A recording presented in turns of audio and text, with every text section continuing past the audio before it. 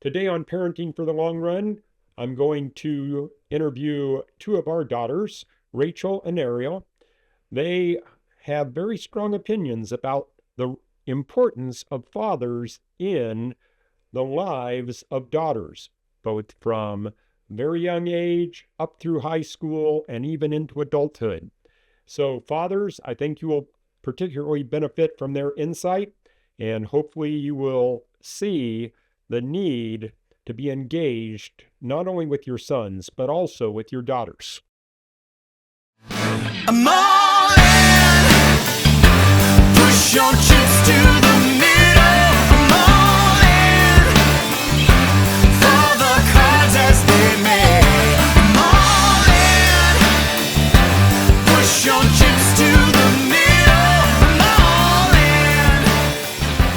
Go broke or get paid. Well, welcome back to Parenting for the Long Run. You'll notice I have two beautiful young ladies here. These are our oldest daughters, Rachel sitting right next to me, and Ariel sitting next to Rachel. And I invited them to join me because Rachel, in particular, made some comments about the importance of fathers in the lives and development of daughters. And so I thought this would be a good opportunity to discuss that topic. So we will, that will be the focus of our discussion today. Before we get into this, let me say a prayer for this time, and then we will open it up to the girls and their comments. Lord Jesus, I thank you for my daughters, and I thank you for the great blessing they have been to my wife and I. Ask that you would use this conversation to benefit those who hear. Amen. Amen. All right. So, Rachel, we might let you start since this was your idea. You're going to have to kind of shinny up to the microphone there since we're sharing, three of us sharing two microphones. But can you give an explanation, maybe the background of why you thought this topic was important? And then we'll just play it by ear from there. Okay.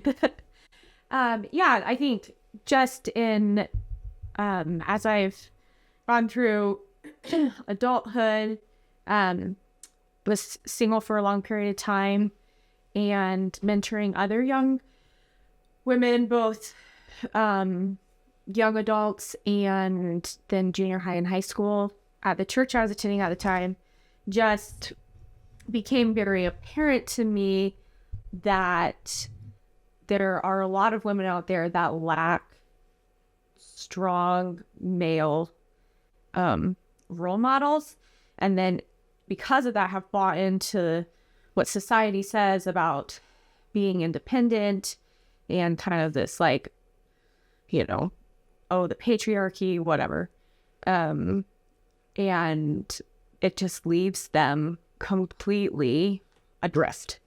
And in so doing, just reflecting as Dad and I's relationship grew and changed as I became a young adult and like graduated from college, moved down to Boise, and started my career. It was a career. It was a career. Yeah, it was a career. You're good at it. Yeah. She is now a mom, soon to be a full-time mom, but she started out in nursing, and now she's still in nursing, but she is a hospice nurse, and she is uniquely qualified for that. She has 100% success rate. Few nurses have 100% success rate. That's Rachel does. But she is a blessing to her patients, and I think to their families. So, but let's go back before you go too much further. So you said, quote unquote, you know, they buy into the patriarchy. Can you give us some examples of where that was manifest, or and kind of either one of you can answer that question? I mean, I can think of a couple instances just in mentoring my high school girls at the time who didn't appear to have strong fathers. And so were just very influenced by what they were learning in school, and they didn't have anyone that was at home modeling something that was different. And so, they would come to youth group kind of dressed in this homogenous dress, or dressing provocatively, and kind of just, again, adrift in the world, not really sure who they were or what they were like. I mean, they're in high school, so it's like what they're doing with their lives. But there was just no confidence. There was no personhood. And it made me realize, as I was reflecting back on my own childhood, how important Dad was in developing and instilling within myself a sense of personhood, confidence, and worth. That I think is unique to fathers. Not that mom, my mom modeled what it was to be a godly woman, but Dad was the one that at the end of the day was telling all of us girls, like, you can do this. I will teach you how to fill in the blank, like I told one of my friends, I was like, my dad never said you can't do something. It was instructive. It was either you can do this and I'm going to show you how to do it well or safely. Like, I'm going to teach you this skill. And he always invited us to do whatever he was doing, whether it was projects around the house, woodworking. I mean, building a rock wall. Oh yeah, the infamous rock wall. Oh, a sports child invited us to do Yeah, that's right. So, we all survived though.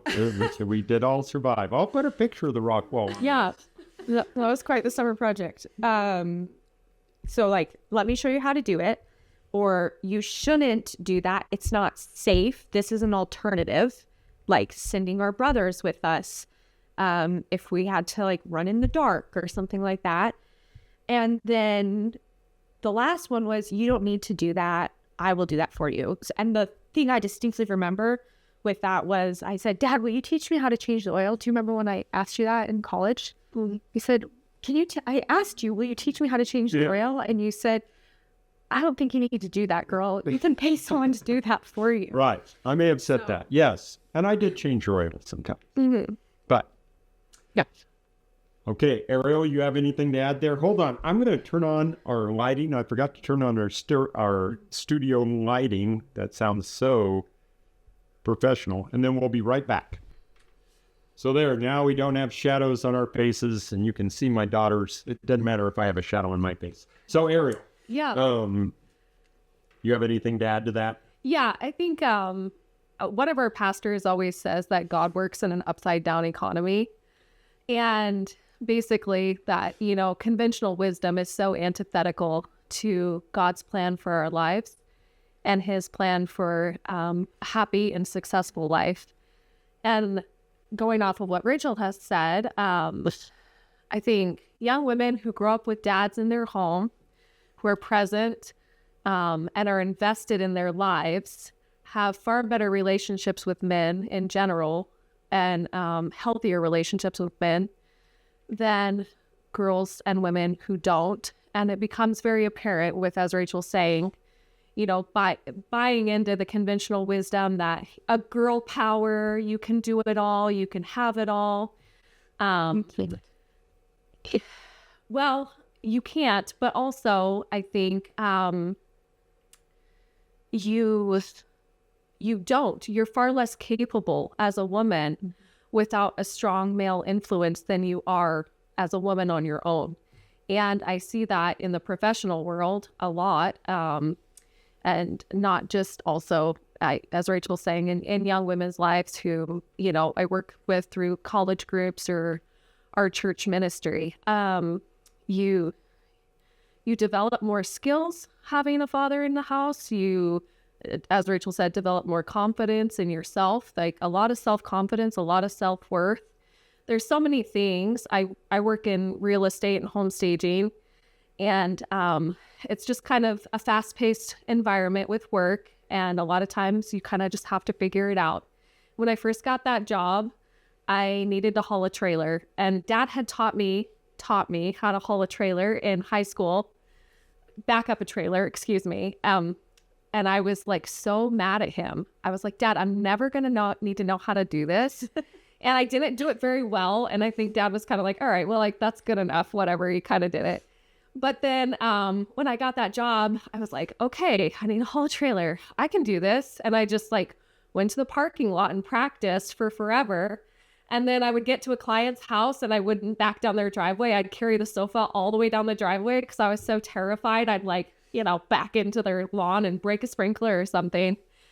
And now when I pull up to a house, I'm like, it's a long driveway. The contractors have their trailers and their porta potties and a pile of gravel. I'm like, oh, I got this. I can do this. And everyone's like, wow, Ariel, that's so impressive. How did you manage to do that? I'm like, okay, so just those practical things in life where you're like, you know what? I have kind of a basis of knowledge for this, but I also have somebody who is always like, girl, you can do this, don't sell yourself short. And then I think it causes you to become a more resourceful person where you, and a more self-reliant person where you're like, okay, I can just figure this out, and rather than just saying, oh, I can't do that. I don't know how to do that. Like, I just can't take care of that. You learn to problem solve better, I think. And like, just willing to take on things that you're like, I might not know how to do this. There have been plenty of times. I bought my house in 2019, single. It's like built in 1934 or something. So there were plenty of projects around the house, and there were a lot of things that I could do because Dad had taught me how to do them. But then I also knew that if I needed something, or if there was a project where I got in a bind, I would FaceTime Dad.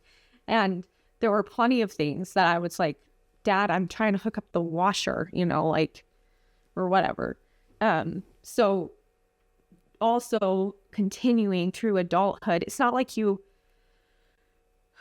outgrow needing, like, everybody needs to continue to learn. And so as a daughter, like, knowing that I could still rely on Dad to just call and talk me through like a basic project or something. And it makes you just, I guess, more confident in your own capabilities. Mm-hmm. And also, I think just learning to rely on other people. Like, I mean, sometimes since Dad doesn't live near us, maybe we call our brother and be like, hey, can you come help me? I have to spread gravel, in the walking path in my yard. Like, I need help with this. I'm going to work on it, but I need help. And so, and then obviously when you get married, you have a husband to take care of you. And that was kind of always Dad's point, going back to the oil change thing. He's like, girl, you don't need to know how to do that. I'll take care of that. You pay someone, or your husband will do it for you. That's not something you need to do for yourself. And so, also, I think relying on your husband once you get married, you have a greater respect for your husband already built in when you have a father. And it's easier to rely on him to take care of things for you that are his job, that, his God-given gifts to take care of and provide for, rather than maybe demeaning him if he doesn't know how to do it perfectly, or not trusting him to do it.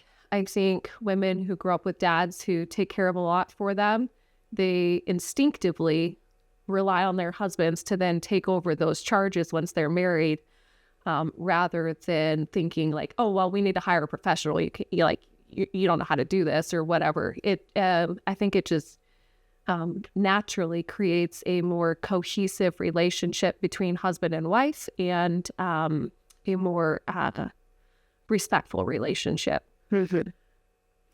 So one of the things, I mean, a lot of this is oriented towards fathers, things that you can think about in raising your daughters. One of the things my sister, their Aunt Linda, said, I can't remember when she said this, but she was talking about the need for fathers to show affection to their daughters in order to keep their daughters from getting into inappropriate relationships in their high school years. And that struck me as foreign. I had never thought of that before. Really. Yeah. And I'm not really all that an affectionate person, probably. But did you guys see that? I think a lot of girls who don't grow up with fathers, or maybe grow up in a broken home where their father isn't super present, they then look for those qualities of fatherhood in a boyfriend or a spouse. And that is an extremely unhealthy relationship that you are looking for in a boyfriend. A boyfriend can never be your dad, and he shouldn't be. And so oftentimes, and I have a couple of friends who didn't grow up with dads, and they'll even say that, and they're not Christians, like they're secular women. They, maybe when they were 18, dated somebody who was like 32 or something. And now as, 40-year-old women, they reflect back on that. They're like, yeah, that was like, I had serious daddy issues because I didn't have a dad. I was looking for those qualities of stability in a man, that I didn't have in my own home growing up. Mm-hmm. Yeah, Dad's not a very physically affectionate person naturally, but he was always very good at like telling us that he loved us, complimenting us if we did something well. I know for myself, like I craved more physical affection. Younger, like I think was just more physically affectionate than maybe you were naturally. I don't know.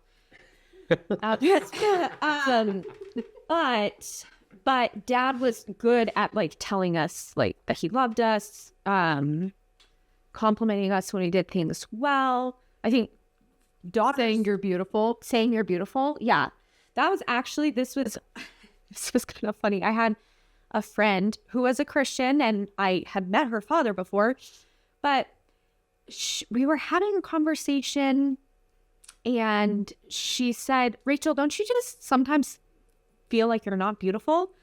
And I was struck by that. I was like, no. If anything, I have the opposite problem. I walk into a room and I think that I'm like the best thing there.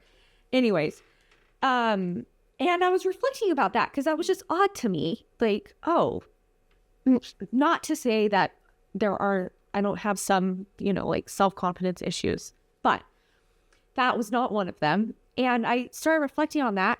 I called Dad shortly afterwards, and I was just like, thank you. He never said like, oh, you're so beautiful, in a way that was like meant to stroke our pride. It was more of like, I have beautiful daughters. God has blessed me. I have beautiful daughters. Or like as we were in high school and stuff, and our peers were wearing lots of makeup, and Ariel and I wanted to experiment with makeup, Dad would be like, you don't need all of that. You're beautiful the way that God made you. And I didn't realize how profoundly important that was until I had that conversation. And I was like, oh yeah, I've never felt like I wasn't beautiful. And it just helped instill a sense of worth. Like, there are so many girls out there that I see that just have no self-confidence and no self-worth. And I think that was a huge aspect of that, was that Dad was just instilling in us, consciously or unconsciously, a sense of self-worth. So that when there was male attention, we were able to, not all the time, not perfectly, identify what was healthy and unhealthy. More well equipped to to react to male attention or to,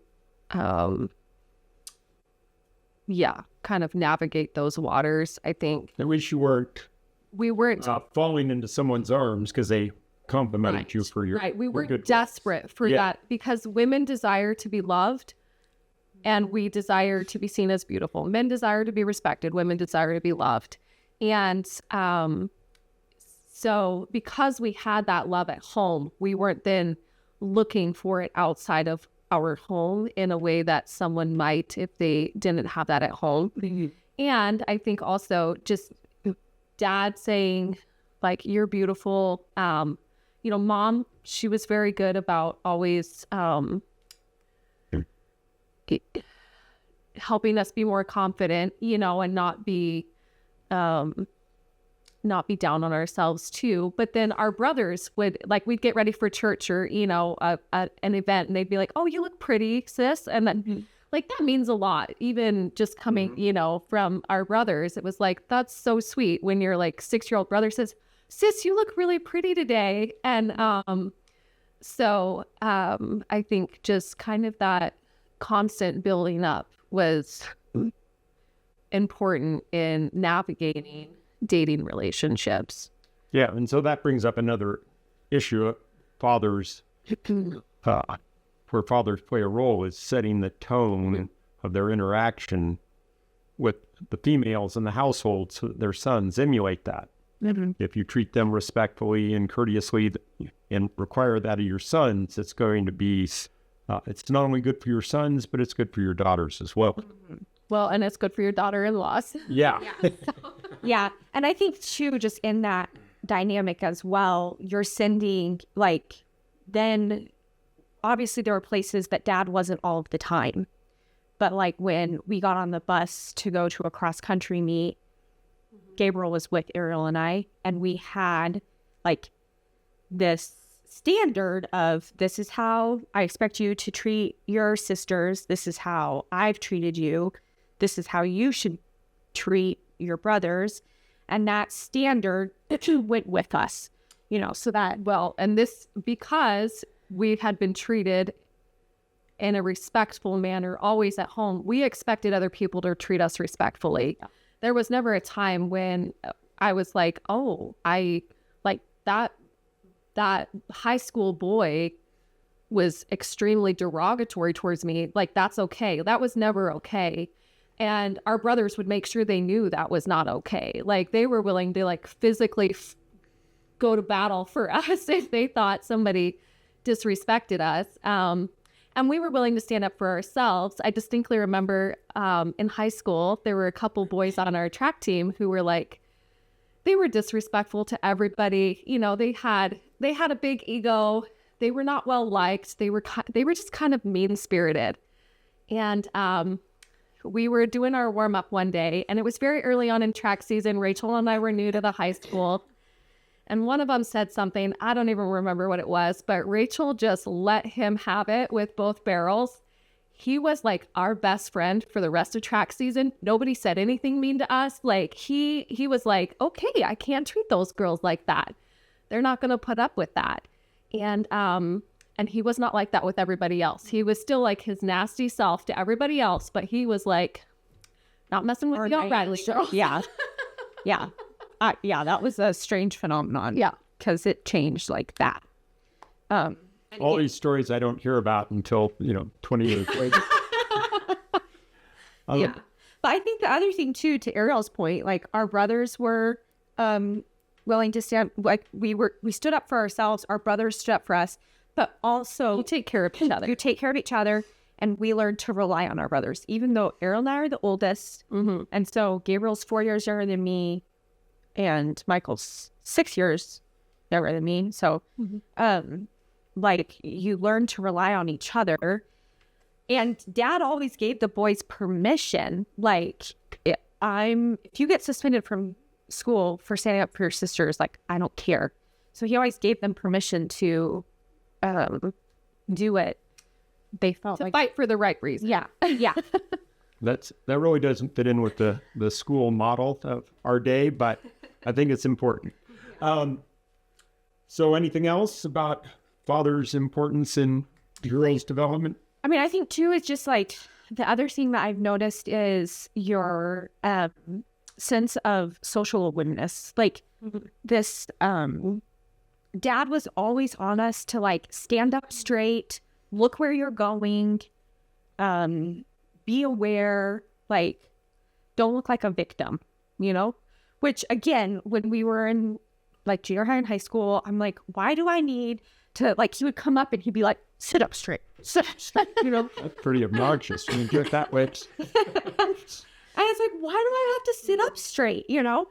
But it then, again, once I got out on my own, and I'm like watching these girls, there was one gal that I was living with briefly when I first moved to Boise, and she would always walk out of the apartment building in the dark with her headphones in like this on her phone. And I'm like, what are you doing? Like, and she didn't have a dad. So she's like, what do you mean? What am I doing? I'm like, you're walking out of the parking garage. It's dark. You have headphones in. You can't hear.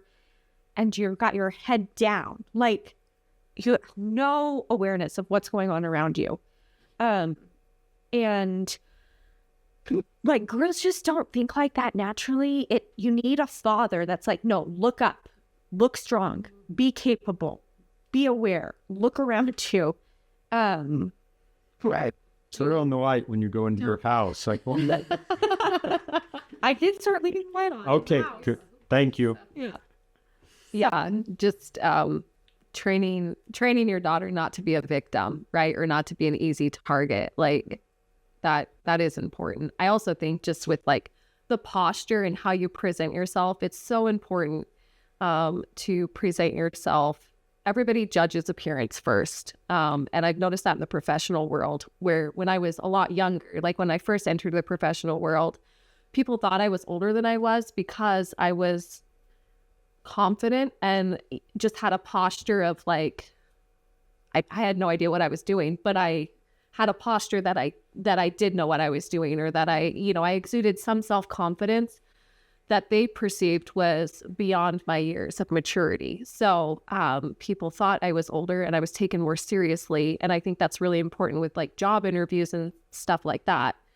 As young women, with some of the girls I mentor at our church in our young adults group, and they're all like between 20 and 23 mostly.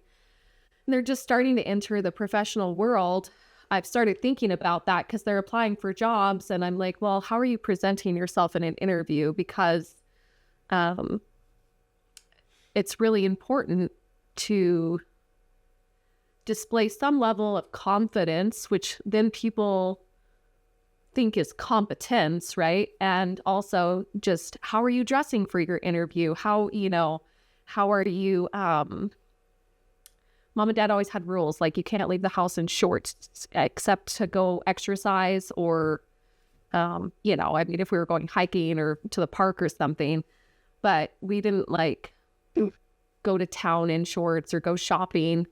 And I always thought that was stupid when I was like in junior high and high school, but I understood that the more I grew up. I'm like, no, you should dress a certain way. And we've totally gotten away from this in society where everyone's so lazy with their fashion. But when you see somebody walk in with a 3-piece suit, you immediately take them seriously, versus somebody who walks in a wrinkled t-shirt. And I do think that's important when parents are like instilling those behaviors in their children, even if they seem old-fashioned. Not only is your self-confidence boosted when you look good and professional and whatever, but people take you more seriously.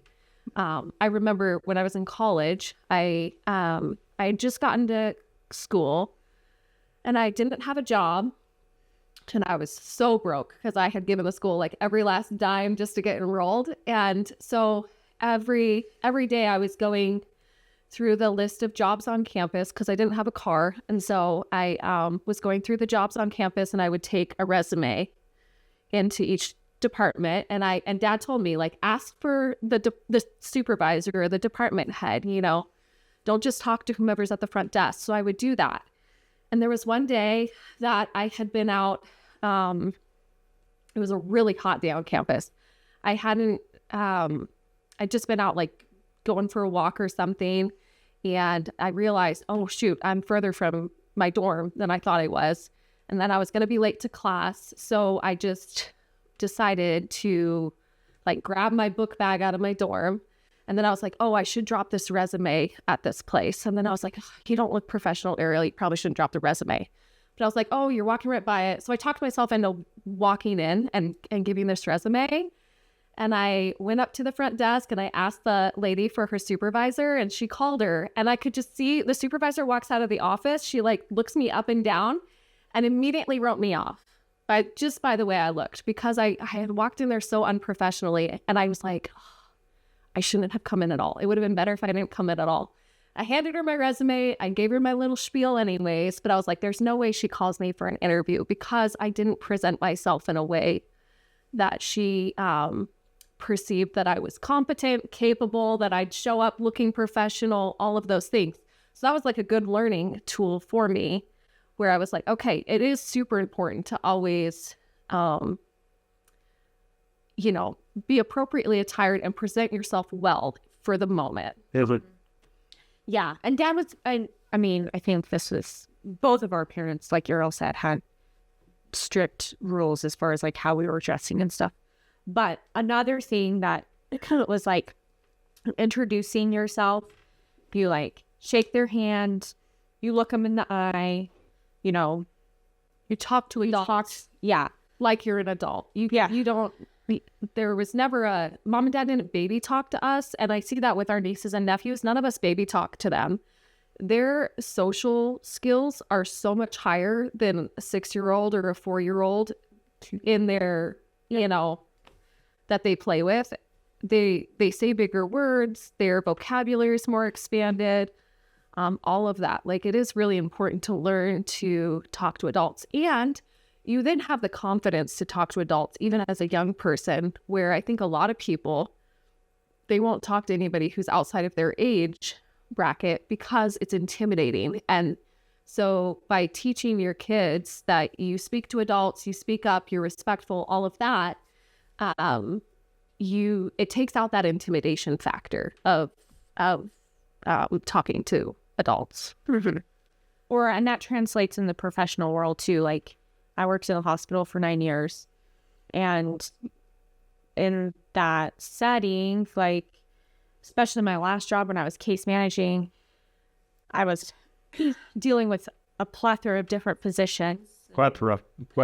There's one of those words that we taught her. The vocab word. Yeah. And quickly was able to earn their trust, being competent, confident, and able to build the relationships that I needed to build to do what, like, my part of my job.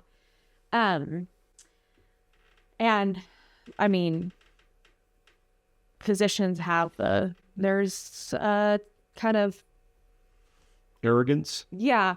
I'm just throwing that out there. Not that I've had any experience with arrogant physicians, but yeah, there's kind of that what's the word I'm looking for? No, it's They're their own breed. yeah. But I was able to like hold my own in conversations with them and wasn't intimidated into, giving in to their demands or whatever. And so I was able to do my job and do it well because Dad had equipped us to, like, no, you're smart, you're capable, you can do, not that he was like, you can do anything you put your mind to, but like, you're smart, you're capable, you're going to figure it out. Well, and one of the things we did as a family was often have discussions around the dinner table, and there could be disagreements. It wasn't like I got angry. I don't think I got angry. Did I get angry if you guys disagreed with me? No, you made those. You would challenge us. Great. Yeah. You challenge us to why. Like, what's the why? And so if they can disagree with someone who they are somewhat intimidated by, and without negative ramifications, then that sets the stage for them being able to do that in the workplace or anywhere else with a bureaucrat somewhere or whatever the Well, and you're disagreeing circumstance. without being disrespectful. Right. And I think also just those dinner conversations, those dinner debates, whether it was about the sermon that we had at church, a political topic, a social topic, it forms you as a person. It forms your opinions, and it makes you think through your opinions. It makes you think through other people's opinions. And then having that ability to disagree, it's like, that's okay. It's okay to disagree. You can still love that person and disagree with them. You can still be respectful to that person and disagree with them. And sometimes I think, and this is super important in the workplace, you can disagree with somebody and still do what they say. Because when you have a boss, you might not agree with how they want things done, but you need to do it their way. They're paying you to do it their way. And that's really important. And I think it also helps you understand people's needs better and what they're looking for, like becoming a more intuitive person with your boss or your coworkers or whatever it might be, whatever, stage of life that you're in. I can look at a project and I say, oh no, my boss is not going to want it done this way. She's going to want it done this way. And I know that about her now, but that takes some time and development where you're considering somebody else more than you're considering yourself. And I think having those debates probably helped with that. It's okay. Anything else? Well, I hope you found this beneficial, and thank you too for your willingness to do this. If you like this podcast, be sure and share it and tell your friends about it and subscribe to it, and we will see you on the next episode. Thank you.